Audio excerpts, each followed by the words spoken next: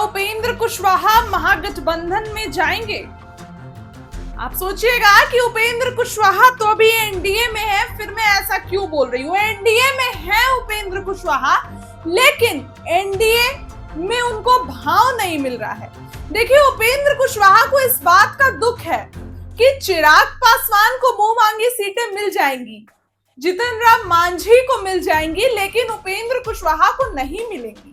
देखिए, उपेंद्र कुशवाहा ने हाल ही में एक बयान दिया जिसमें उन्होंने कहा कि 4 से 5 सीट वाली खबरें जो मीडिया चला रही है वो झूठी है, ऐसा कुछ भी नहीं है, हम बातचीत करेंगे, समझौता होगा।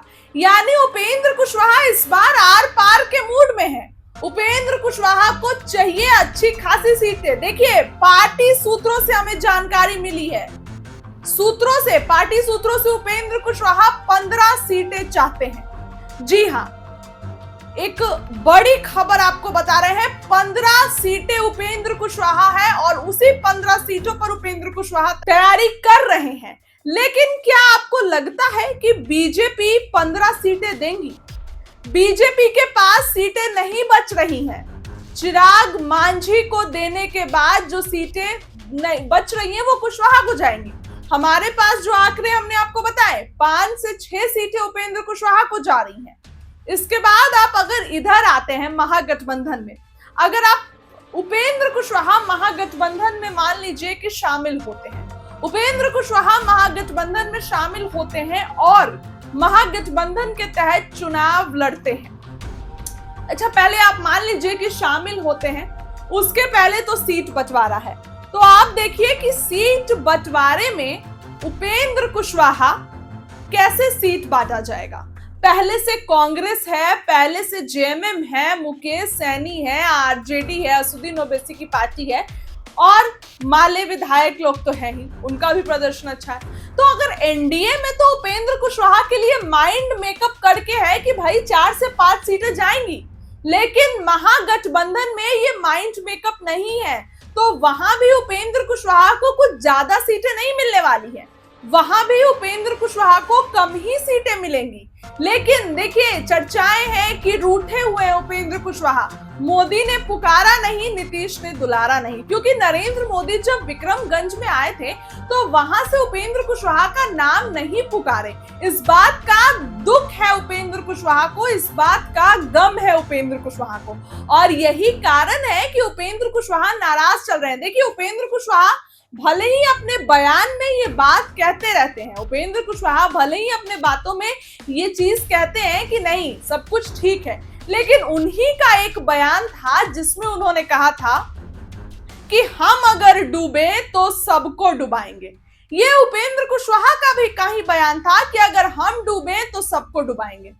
इसके पहले का बयान आप याद करिए, उपेंद्र कुशवाहा ये कहते हैं कि बीजेपी उन गद्दारों से, वैसे लोगों से सावधान हो जाए जो उनके पार्टी में रहकर उनको धोखा दे रही है। लोकसभा चुनाव में भी उपेंद्र कुशवाहा को हराने की साजिश की गई।